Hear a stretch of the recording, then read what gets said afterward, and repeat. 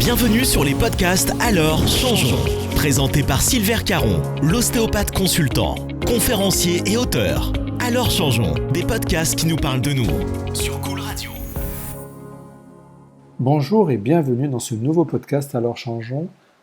Silver Caron, kiné, ostéopathe, conférencier, auteur. Je vais aujourd'hui mettre ma casquette de thérapeute et vous parler de quelque chose qui m'impacte plus particulièrement, à savoir le lait. Je vais vous parler du lait, de ses croyances et de ses vérités autour des produits laitiers. Je vais d'abord parler avec le cœur parce que c'est quelque chose qui m'a plus particulièrement touché dans ma chair, dans mon être, pendant de nombreuses années. Je vous parlerai de mon expérience personnelle, mais surtout je vous en parlerai parce que s'il y a bien un domaine, vous le savez, si vous me suivez, l'alimentation est pour moi un domaine absolument prépondérant, fondamental dans notre capacité de pouvoir nous adapter, dans cette fameuse capacité d'adaptation qui fait que nous nous adaptons bien ou mal à toutes ces contraintes que nous subissons au quotidien, ces contraintes posturales, environnementales, sociétales, émotionnelles, etc., etc. Et l'alimentation a une place absolument fondamentale, notamment en gérant ce qu'on appelle le terrain. Le terrain, c'est-à-dire notre corps qui fait que des pathologies peuvent s'exprimer ou pas, qu'elles soient physiologiques ou émotionnelles. Et je vais vous parler du lait aujourd'hui pour une simple et bonne raison, c'est que je vois tellement de vraies fausses croyances être véhiculées autour des produits laitiers que je ne pouvais pas faire autrement que de faire un podcast sur cette source alimentaire qui reste malgré tout une des principales sources alimentaires dans notre monde occidental. Le lait est un produit qui est consommé par approximativement 25% de la population mondiale et ces 25% sont persuadés que l'ensemble de la planète, que l'ensemble des humains consomment des produits laitiers. Je vais juste remettre les choses à leur juste niveau. Pourquoi ? Parce que le problème du lait est pluriel. C'est-à-dire qu'il est à la fois un aliment où beaucoup de débats, beaucoup de conflits autour du lait sur les pro-produits laitiers et les anti-produits laitiers qui disent que nous ne sommes pas, nous autres humains, dans la capacité de pouvoir consommer ces produits laitiers. Je vais juste en parler un petit peu, mais surtout je vais parler en tant que thérapeute sur l'aspect physiologique. Mais avant de vous parler de cela, j'aimerais vous parler de ma propre expérience. Ceux qui me suivent le savent, j'ai grandi en Afrique, je suis presque né en Afrique, j'ai grandi en Afrique et je suis arrivé en France à l'âge de 19 ans. Et jusque mes 19 ans, je n'ai absolument, quasiment jamais consommé de produits laitiers pour une simple et bonne raison, c'est que les yaourts, fromages venant de France étaient excessivement chers en Afrique et que nous mangions à l'africaine avec des produits, on va dire, locaux et très exceptionnellement des produits venant de France. Et j'ai commencé à consommer mes produits laitiers, donc comme tout le monde, en arrivant à l'âge de 19 ans en France, quand j'étais étudiant, et mon frigidaire était rempli comme bon nombre de yaourts, de bouteilles de lait. J'aime à dire que j'étais un véritable Américain. C'était 1 litre de lait quasiment qui était bu ou mangé tous les jours. Et de plus, après, en tant que kiné, j'ai fait mes études et comme on me l'avait toujours conseillé, j'étais persuadé, comme tout bon kiné qui se respecte, que ma principale source d'apport en calcium venait des produits laitiers que je consommais en abondance. Sauf que souffrant depuis l'âge de 19 ans, c'est-à-dire à mon arrivée en France, d'asthme et de dermatite eczémateuse, j'étais sous ventoline et corticothérapie au quotidien. J'allais bien sûr consulter les plus grands spécialistes. À l'époque, j'étais donc étudiant à Paris, donc je suis allé voir les plus grands pontes dermato et pneumo à l'ANEC, à la Pitié-Salpêtrière, là où enseignaient mes enseignants, là où travaillaient mes enseignants, et puis ensuite sur Marseille où je faisais mes études à la Timone. Et tous les grands spécialistes me conseillaient de ne rien changer à mes habitudes alimentaires, me disant et me jurant que j'avais déjà de la chance, déjà que j'avais pas de peau parce que je faisais partie de ce petit pourcentage qui avait à la fois de l'asthme et de l'eczéma, et que j'étais déjà chanceux d'avoir la ventoline et les corticothérapies. Et c'est ce qui s'est passé jusqu'à l'âge de mes 29 ans. J'ai subi ces pathologies. Et puis, à l'aube de mes 29 ans, un médecin lyonnais que je bénirai jusqu'à la fin de ma vie, que je consulta sur Montpellier, cette personne, cette doctoresse était en remplacement sur la région montpelliéraine, homéopathe, me conseilla d'arrêter les produits laitiers. En me passant des tests, elle me dit « Vous consommez des produits laitiers ?» Je dis « Bien sûr ». Et elle me dit « Arrêtez-les tout de suite ». Et j'ai dit « Mais comment ça, le lait? C'est bon pour les os, il faut du calcium ». Et cette personne me répondit « Vous faites un choix, c'est soit les corticothérapies et la ventoline, soit les produits laitiers. Qu'est-ce que vous choisissez ?» Devinez quoi? J'ai choisi les produits laitiers. Et elle me dit « Arrêtez pendant 4 mois et nous ferons le point au bout de 4 mois. Si dans 4 mois, les symptômes persistent, c'est que ça ne venait pas de votre alimentation. » Alors j'ai eu beaucoup de mal à intégrer cela, persuadé que les produits laitiers étaient fondamentaux, notamment dans mes apports calciques. Cependant, je fis l'effort de suivre ces conseils et je fus surpris de constater que tous mes symptômes disparurent au bout de quelques jours, me permettant de cesser définitivement la prise de Localone, de corticothérapie et de ventoline. Et croyez-moi, cela change une vie. À partir de ce jour, j'ai donc commencé à faire des recherches sur ces merveilleux produits laitiers, sur cet or blanc, sur nos meilleurs amis pour la vie. Alors bien sûr, ce ne fut pas facile du fait qu'il n'y avait pas Internet à l'époque. Ça sous-entendait des recherches, des lectures, des livres.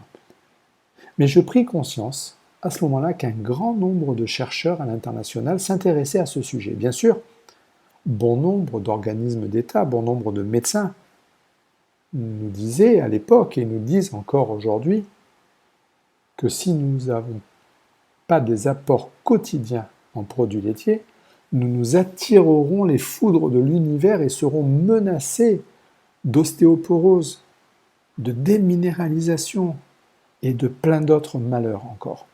Il est pourtant surprenant de constater que les pays, les peuples les plus touchés par la déminéralisation et l'ostéoporose sont justement les pays consommateurs de produits laitiers. Les 5 plus gros consommateurs de produits laitiers au monde, les États-Unis, le Canada, la France, l'Angleterre et la Suède, sont les pays où il y a le plus d'ostéoporose. En France, presque 1 personne sur 2 après 50 ans souffre de déminéralisation. Par contre, si vous allez voir l'ostéoporose dans les pays asiatiques, et je prends l'ensemble du continent asiatique qui représente quelques milliards d'individus, la déminéralisation après 50 ans ne touche que 0,2 à 0,4% des personnes, c'est-à-dire 2 personnes sur 1000, 2 ou 4 personnes sur 1000. Chez nous, en France, parmi les plus gros consommateurs de produits laitiers, nous sommes à 1 personne sur 2. Et pourtant, les Asiatiques ne consomment absolument aucun produit laitier. Pas de lait, pas de yaourt, pas de fromage. Il est donc difficile pour nous autres, simples consommateurs, de savoir où est la vérité. Doit-on ou ne doit-on pas consommer des produits laitiers pour avoir nos apports en calcium? Alors, nous ne chercherons pas aujourd'hui à savoir s'il est bon pour nous autres humains de consommer les produits laitiers. Juste petite parenthèse que je tiens à faire, c'est que nous sommes, et ça c'est un constat, la seule espèce mammifère vivant sur la planète, et nous le savons, à consommer les produits laitiers après l'âge de sevrage. Un sevrage chez l'humain, c'est quoi? C'est quand notre taux de lactase diminue, nous permettant plus d'assimiler le lactose. Alors bien sûr, à force de consommer, ce taux de lactase reste toujours omniprésent et ne diminue jamais. C'est-à-dire que nous n'arrivons jamais dans notre sevrage, mais ça se fait toujours au détriment d'une activité hépatique. Par contre, ce que nous ferons sur ce podcast, c'est de mettre en évidence qu'il est une hérésie totale d'affirmer que seuls les produits laitiers nous apportent notre dose en calcium. Et oui, parce que c'est on va dire, le dada, le cheval de bataille de toutes celles et ceux qui prônent les produits laitiers, c'est que si nous n'avons pas de produits laitiers, nous n'avons pas de calcium. Et oui, sauf que les textes de l'OMS sont clairs, très clairs. Le lait contient certes du calcium, mais dans des quantités négligeables. Il se trouve qu'à quantité égale, la plupart des fruits et des légumes contiennent entre 1 fois et 14 fois plus de calcium que dans les produits laitiers. Qui plus est, le calcium issu du lait n'étant absorbé par notre intestin grêle qu'à moins de 30%, alors que le même calcium provenant des végétaux sera absorbé par notre organisme à presque 80%. De plus, je le redis, les experts scientifiques se sont rendus compte que seule une partie de la planète, 20%, consommait 20-25% consommait les produits laitiers. Et ce sont justement les régions du continent nord-américain, l'Europe, surtout du Nord, et une toute petite partie de l'Afrique occidentale qui consomment.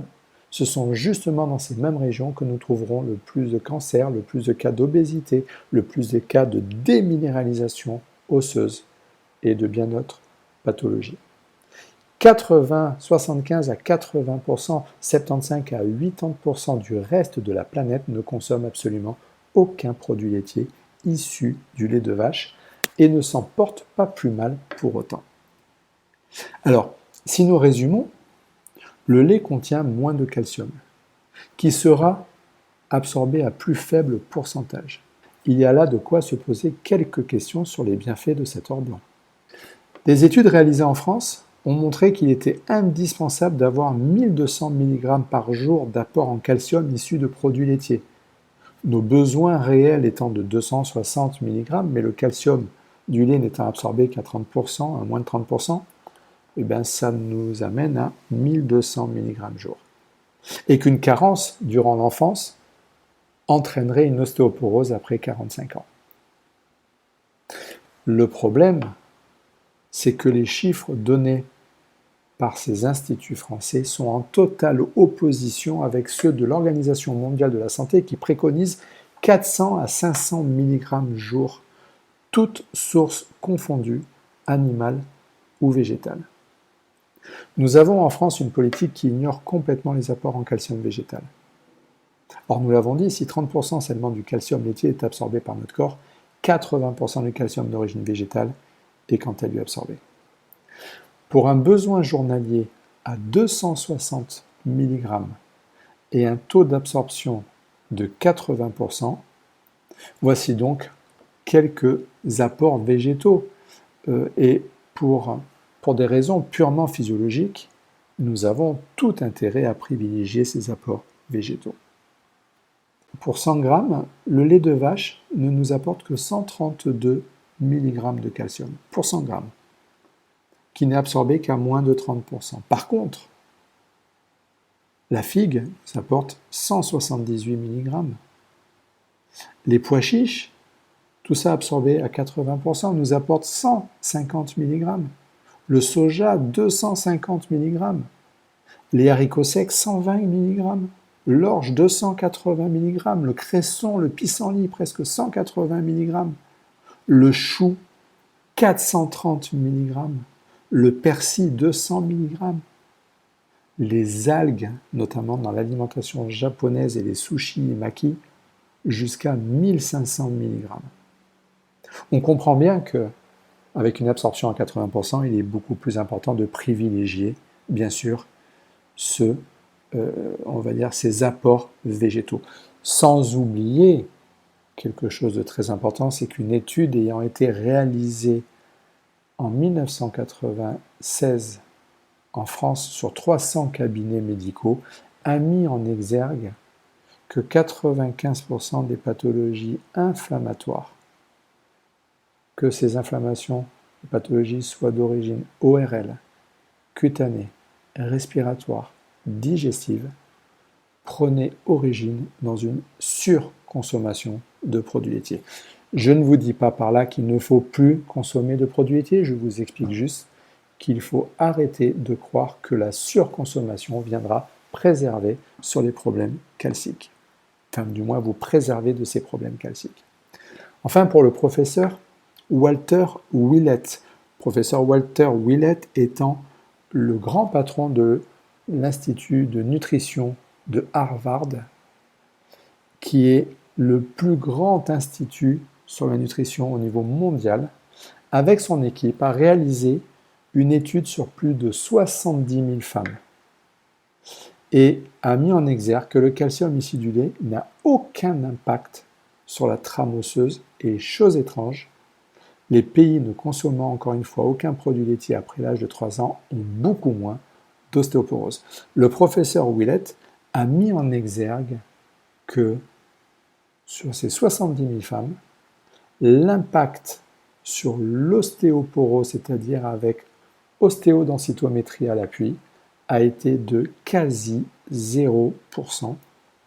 Par contre, l'augmentation sur un surdosage en produits laitiers sur ces personnes, les process inflammatoires ont quasiment, sur la totalité des 70 000 femmes, flambé au bout de quelques mois. Voilà donc ce que je voulais dire sur les produits laitiers. Ainsi donc, ne croyons pas forcément tout ce que l'on nous dit. C'est le 5e accord Toltec. Faites votre propre expérience. Ce que j'ai envie de vous dire au travers de ce podcast, c'est que si vous avez de l'ostéoporose, privilégiez les produits végétaux. Si vous avez des process inflammatoires, si vous avez des pathologies inflammatoires, faites l'expérience asthme, eczéma, colite, cystite, peu importe, des pathologies récurrentes, chroniques, faites l'expérience juste de supprimer pendant 2 à 4 mois les produits laitiers animaux pour les réintégrer ensuite progressivement. Si vous devez réintégrer, favorisez les produits laitiers d'origine de chèvre ou de brebis. Favorisez bien sûr les laits végétaux et observez tout simplement. Donc je le répète, ne croyez pas tout ce qu'on vous dit.